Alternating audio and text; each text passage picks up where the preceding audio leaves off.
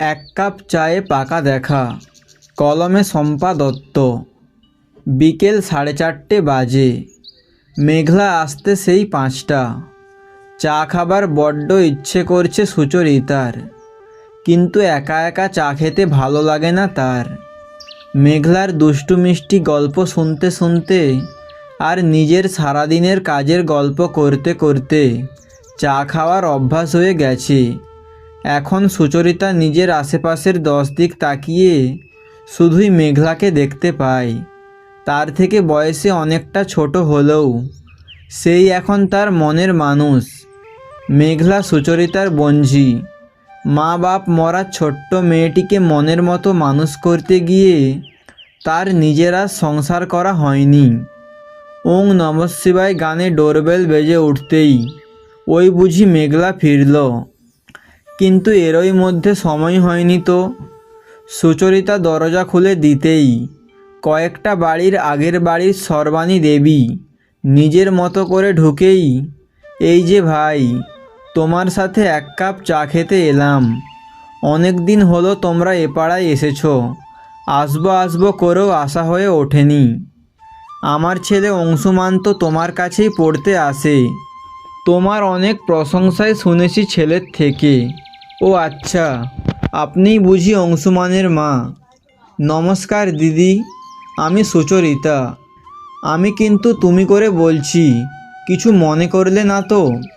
আরে না না, আপনি তো আমার বড় দিদির মতো। তা ভাই, এদিকে দিদি বলেও ডাকছো, আবার আপনি আগেও করছো।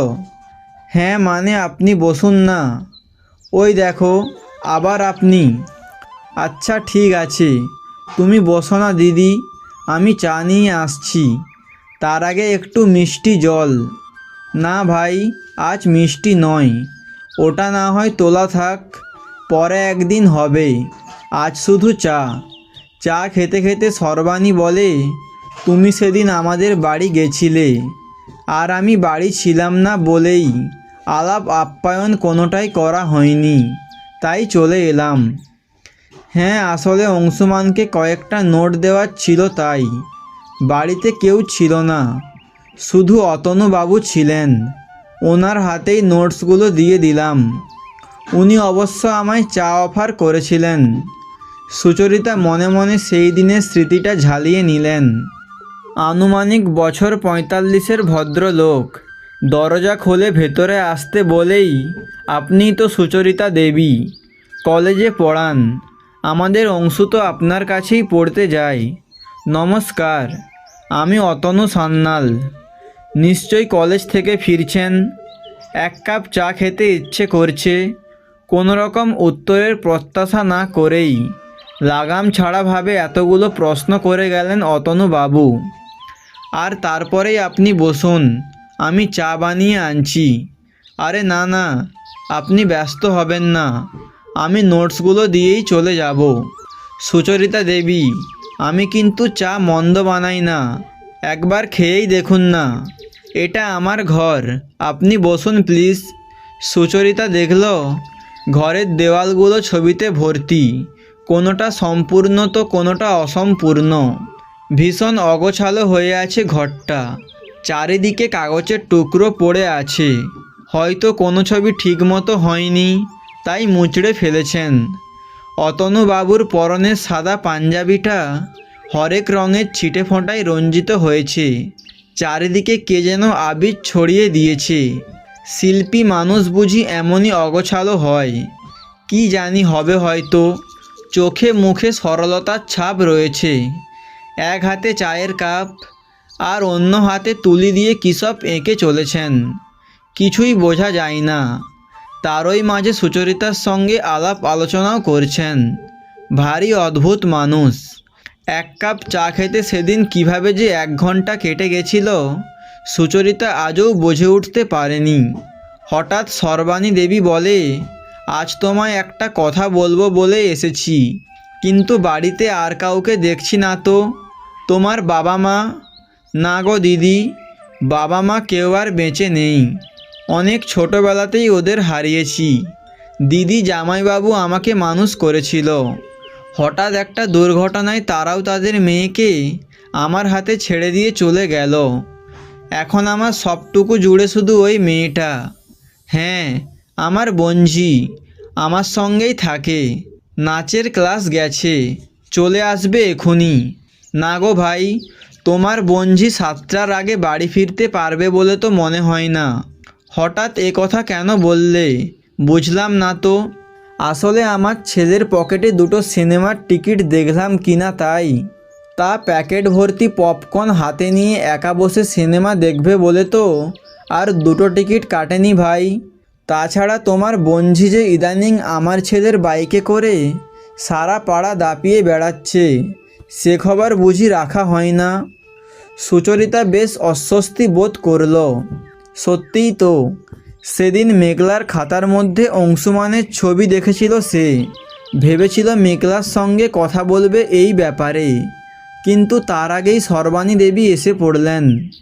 সুচরিতা কিছু বলার আগেই, সে যাই হোক, মেঘলাকে আমার খুব পছন্দ। ভারী মিষ্টি মেয়ে, আমার অংশুর সঙ্গে বেশ মানাবে। সুচরিতার বুকের থেকে অস্বস্তি নামের পাথরটা নেমে গেল। যা ভয় পেয়েছিল, কি জানি কি বলতে কি বলবে আবার, এখন স্বস্তি ফিরে পেতেই। বুঝেছি, ওদের বিয়ের কথা বলতে এসেছো তাই না দিদি? না গো, আজ শুধু তোমার কথা জানতে এসেছি। আচ্ছা, তুমি এতদিন বিয়ে করনি কেন ভাই? বঞ্জিকে মানুষ করতে গিয়ে নিজের কথা বুঝি ভাবার সময় হয়নি? না বঞ্জির বিয়ের পর একবেলা রান্না করে একবেলা উপোস করে তার সুখের দিন গুনবে সেই ভেবে। সুচরিতা ভাবুক হয়ে ওঠে।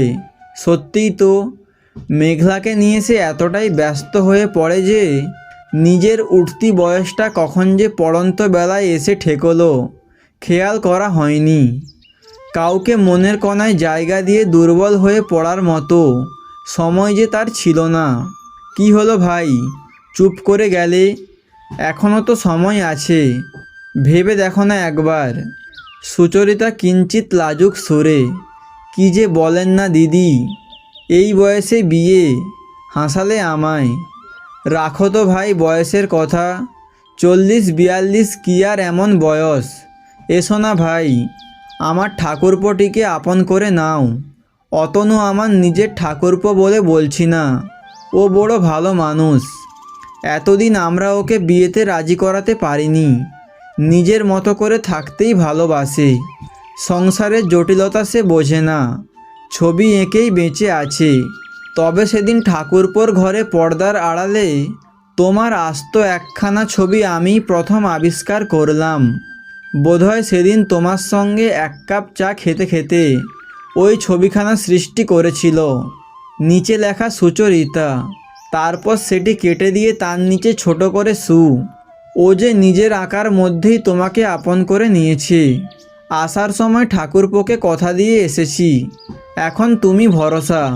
এ মা, ছি, তোমাদের বাড়ির সকলে কি ভাববে বলো তো? তাছাড়া মেঘলা কি মনে করবে কি জানি। শোনো, আমার বাড়িতে আমার কথাই শেষ কথা। তবে আসার আগে কর্তার সঙ্গে কথা বলেছি, উনি ভীষণ খুশি। আর মেঘলার সঙ্গে আমার কথা হয়েছে, সে নিজেই বলেছে মাসি না বিয়ে করলে সে বিয়ে করবে না। তবেই বলো, তোমার জন্য কি ওরা সারা জীবন পাড়ার মাঠে আর সিনেমা হলে লুকিয়ে প্রেম করে বেড়াবে নাকি?